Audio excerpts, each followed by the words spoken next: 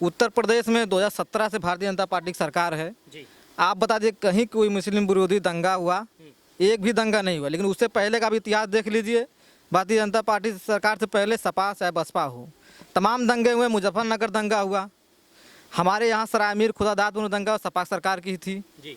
तमाम दंगे हुए, लेकिन 2017 के बाद एक भी दंगा नहीं कायम हुआ। इससे पता चलता है कि भारतीय जनता पार्टी मुसलमान विरोधी नहीं है। आजमगढ़ के सांसद होकर लालगंज में विकास करना, ये अपने आप में ही बहुत बड़ी बात है। और भी रोड जो हैं उनके ना बनने के कारण क्या विपक्ष कमजोर हो रहा है? ये लोग विकास करना ही नहीं चाहते। जो सपा के सांसद मौजूद विकास करना ही नहीं चाहते। इनकी निधि इतनी आती है, ये तो चाहे तो 8-10 रोड ऐसे ही अपनी निधि बनवा दें, लेकिन अपनी निधि का यूज नहीं करना, अनावश्यक इस्तेमाल करते हैं अपनी निधियों का। ये लोग अब प्रस्ताव तो दें, उसका बनने के लिए रोड का प्रस्ताव ही नहीं देते हैं। दोस्तों, फिलहाल हम लोग आजमगढ़ की ज़मीन पे हैं और हमारे साथ भारतीय जनता पार्टी के कुछ पदाधिकारी हैं जो गांव-गांव जाकर कार्यकर्ता भारतीय जनता पार्टी में शामिल कर रहे हैं। ज़रा हम भी जान लेते हैं कि 2024 की ये तैयारियां कैसी चल रही हैं। सबसे पहले मैं आपसे बात करता हूं, क्या नाम है आपका? मेरा नाम कुंवर जमशेद खान है। मैं भाजपा अल्पसंख्यक मोर्चा प्रतिनिधित्व करता हूं। यहाँ से जिला अध्यक्ष हूं भारतीय जनता पार्टी। अच्छा। जमशेद खान जी, एक बात बताएं, क्या तैयारियां चल रही हैं 2024 को लेकर? देखिए, भारतीय जनता पार्टी हमेशा तैयारी में ही रहती है। अच्छा। कोई प्री प्लान तैयारी नहीं करती, हमेशा तैयारी में ही रहती है। 5 साल हम लोग विकास की राजनीति करते हैं। हम विकास करेंगे, जनता हमको वोट देगी। जनता डिसाइड करेगी कि हम उस योग्य हैं कि दोबारा सत्ता में आएंगे कि नहीं आएंगे। अभी 2014 से हम लोग लगातार विकास की राजनीति करते हुए आए हैं। जनता ने भरोसा दिखाया है, आगे भी हम लोग जीत कर आएंगे। जनता का भरोसा है हमारे ऊपर। अच्छा, अक्सर ऐसा देखा जाता है कि माइनॉरिटी भारतीय जनता पार्टी से दूर भागती है। क्या ये बातें कहने को हैं कि वाकई देखी भी जा रही हैं? देखिए, भारतीय जनता पार्टी से माइनॉरिटी जो है भागती नहीं है। कुछ तथाकथित दूसरे दलों के नेता जो हैं, जो सांप्रदायिक बातें करके माइनॉरिटी को भड़काती हैं, उनके भड़काते हैं कि भाजपा सरकार आएगी तो ये कर दी, वो कर दी। लेकिन आप उत्तर प्रदेश में 2017 से भारतीय जनता पार्टी की सरकार है जी। आप बता दीजिए कहीं कोई मुस्लिम विरोधी दंगा हुआ? एक भी दंगा नहीं हुआ। लेकिन उससे पहले का भी इतिहास देख लीजिए। भारतीय जनता पार्टी सरकार से पहले सपा चाहे बसपा हो, तमाम दंगे हुए। मुजफ्फरनगर दंगा हुआ, हमारे यहाँ सरायमीर खुदादातपुर दंगा सपा सरकार की थी जी। तमाम दंगे हुए, लेकिन 2017 के बाद एक भी दंगा नहीं कायम हुआ। इससे पता चलता है कि भारतीय जनता पार्टी मुसलमान विरोधी नहीं है। ये मुसलमानों के हित के लिए काम करती है, विकास के लिए काम करती है। ये धर्म जात से ऊपर उठ काम करती है। अगर और सी पार्टियों में जो दंगे होते थे, गाड़ियों को जाने दिया जाए, ऐसा कोई नहीं है। जिलाध्यक्ष से ऐसी बात हो जाएगी। और भी जो पार्टियों में दंगे होते थे उन पे अगर हम इल्ज़ाम लगाएं तो अभी जो देखें हम कानपुर में जिस तरीके से 2 माँ बेटियों को जला दिया गया है, ऐसा विपक्ष इल्ज़ाम लगाती है कि भारतीय जनता पार्टी की वजह से ही वहाँ पे, क्योंकि डीएम को ऑर्डर दिया गया था। तो क्या उस पे आप क्या कहते हैं? देखिए, डीएम को ऑर्डर किसी भाजपा की सरकार ने नहीं दिया था कि आप जाके जला दीजिए। हाँ, प्रशासन की चूक थी। तमाम मुकदमा FIR दर्ज हुआ है, 40 अधिकारियों पर मुकदमा दर्ज हुआ है। जो अपराधी हो जेल जाएंगे, चाहे डीएम हो चाहे SDM हो, कोई हो, वो जेल जाएगा। जो अपराध है उसमें जिसकी वजह से ये हुआ है वो जेल जाएगा, जिसको सजा मिलेगी, दंड मिलेगा। ऊपर से कोई ऑर्डर नहीं आया? नहीं, ऊपर से ऑर्डर क्या कि आप किसी मानवता है तभी जिंदा है। इसे थोड़ी कि किसी जलाने का आदेश हो जाएगा, नहीं। अच्छा, और लोगों से भी बात कर लेता हूँ मैं। दरअसल जी भाई, क्या नाम है आपका? मेरा सैयद एहतशाम हुसैन जैदी है। एहतशाम साहब, एक बात बताइए, विपक्ष अक्सर ये इल्ज़ाम लगाता हुआ हमको मिलता है कि बुलडोज़र कहीं न्याय का कोई प्रतीक तो नहीं है।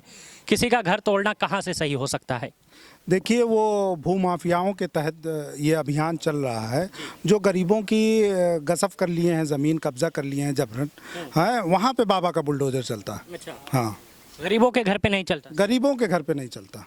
जो गरीबों की ज़मीन भूमाफिया लोग हड़प लिए हैं और उसको किसी तरीके से कब्जा कर लिए हैं, उस पर बाबा का बुलडोज़र चलता है। तो आपके हिसाब से 2024 की क्या तैयारियां चल रही हैं, या आने वाले वक्त में किसको देख रहे हैं आप? देखिए, 2024 की तैयारी तो चलती रहती है और हमारे उससे अल्पसंख्यक समाज जो है भारतीय जनता पार्टी से ज़्यादा से ज़्यादा जुड़ने की कोशिश कर रहा है, क्योंकि वो समझ रहा है कि अगर कोई न्याय है तो वो भारतीय जनता पार्टी के अंदर न्याय है।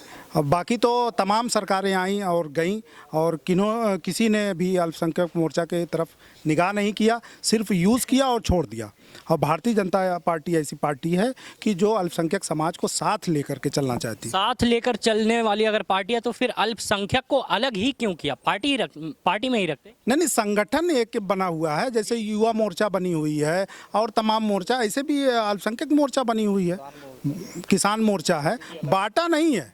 ये एक मतलब संगठन का एक रूप होता है। हाँ जी, क्या करें अध्यक्ष महोदय? ये भाजपा का सांगठनिक ढांचा है। वो मोर्चे बनाए गए हैं, किसान मोर्चा है, जिस तरह अल्पसंख्यक मोर्चा उसमें किसान है, पिछड़ा मोर्चा। ये मोर्चा इसलिए बनाए जाते हैं कि ऐसे लोग उस समाज का प्रतिनिधित्व करें, उनकी समस्याएं वो खुद हल करें, उनके समाज से ही आने वाले लोग हल करें। जी। एक बात बताइए, मेरी आखिरी बात यही होगी कि हमारे ज़िले में नए सांसद हुए थे दिनेश लाल यादव जी। उन्होंने कहा था 6 महीने में हम इतना काम करा देंगे कि अगली बार हमारे ही आने की उम्मीद होगी। तो आप क्या कहते हैं कि कोई काम हो रहा है कि सिर्फ शूटिंग? बिल्कुल, आप जाके आजमगढ़ चेक कर लीजिए। आजमगढ़ का कोई भी रोड अधूरा नहीं, अगर अधूरा भी है तो बन रहा है और ज़्यादातर 80% रोड कंप्लीट हो चुके हैं। अभी जो भदुली आजमगढ़ हरबंसपुर से जो निज़ामबाद तक जो रोड था, अभी वो पास हुआ है। वो 7 मीटर से 10 मीटर होने वाला है, डबल लेन पूरा बेलवाई तक जो है। तो लालगंज क्षेत्र से जो रोड आते हैं लालगंज क्षेत्र के, वो ना बनने के कारण क्या हो सकते हैं? आजमगढ़ के सांसद हैं सदर के, लेकिन निज़ामबाद रोड लालगंज ही क्षेत्र में आता है। आजमगढ़ के सांसद होकर लालगंज में विकास करना, ये अपने आप में ही बहुत बड़ी बात है। और भी रोड जो हैं उनके ना बनने के कारण क्या है? क्या विपक्ष कमज़ोर हो रहा है? विपक्ष कमज़ोर तो है ही, लेकिन हमारा सांसद हमें नहीं अब यहाँ जीत पाए। अगर सांसद जनता दोबारा बना के देगी तो लालगंज का भी विकास उतनी ही स्पीड से होगा जितनी स्पीड से आजमगढ़ का विकास हो रहा है सदर का। एक बात बताइए, जब भी हम विधायकों से सवाल करते हैं कि आप जाके सदन में कहिए कि हमारे यहाँ रोड खराब है, वो कहते हैं कि सरकार हमारी नहीं है, सुनी नहीं जा रही हमारी। आप क्या कहेंगे इस पर? ये लोग विकास करना ही नहीं चाहते, जो सपा के सांसद मौजूद विकास करना ही नहीं चाहते। इनकी निधि इतनी आती है, ये तो चाहें तो 8-10 रोड ऐसे ही अपनी निधि बनवा दें, लेकिन अपनी निधि का यूज नहीं करना, अनावश्यक इस्तेमाल करते हैं अपनी निधियों का। ये लोग अब प्रस्ताव तो दें उसका बनने के लिए, रोड का प्रस्ताव ही नहीं देते हैं। तो सरकार कभी भेदभाव नहीं करती। आप जिले के एक विधानसभा के प्रतिनिधि हैं, आप प्रस्ताव दीजिए, सरकार उस प्रस्ताव को नहीं मानेगी रोड के, तब आप कहिए भाजपा विकास विरोधी। भाजपा का विधायक नहीं है तब भी भाजपा सरकार तमाम विकास कार्य कर रही है। आप देखिए जो है रोड बन रहे हैं, कोई भी रोड, आप खुद ही पत्रकार हैं, आप देख लीजिए जो भी रोड अधूरे हैं उनका काम निर्माणाधीन चल रहा है। अभी बेलैसा में ओवरब्रिज जो दोहरीकरण के लिए पास हुआ है, पता ही होगा।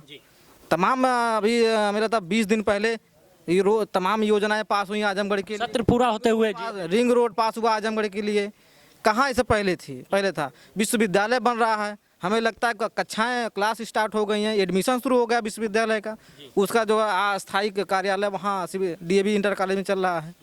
तमाम विकास कार्य भाजपा सरकार ने किए, कभी भेदभाव नहीं किया, जबकि उसके सांसद विधायक नहीं है, अभी विधायक उपचुनाव जीता है, लेकिन भाजपा ने आजमगढ़ के साथ कभी भी भेदभाव नहीं किया। किसी के साथ भेदभाव नहीं, फिर किसानों के साथ भेदभाव क्यों? गैया खेतों में बहुत परेशान करती है। नहीं, उसका प्रस्ताव बना दिया, भेज दिया गया है। गांव-गांव सारी समस्याएं चली गई हैं, तहसील स्तर पर उसका निवारण हो रहा है। लेखपाल जगह गौशाला बनाए गए हैं, भूसा एकत्रित किया लेखपालों के जिम्मे है। कुछ गाँव में समस्या खत्म हो गई है, लगभग सभी सांड या गाय जो पिकअप में भर के वहाँ उनका अस्थायी निराश्रय स्थल बना दिया गया है। जी बिल्कुल अध्यक्ष महोदय, बहुत शुक्रिया आपका। दोस्तों, हम बातचीत कर रहे थे अध्यक्ष जी से और तमाम जो बीजेपी पदाधिकारी हैं उनसे बातचीत हमारी पूरी हुई। बहुत बहुत शुक्रिया आपका देखने के लिए ज़िया न्यूज़।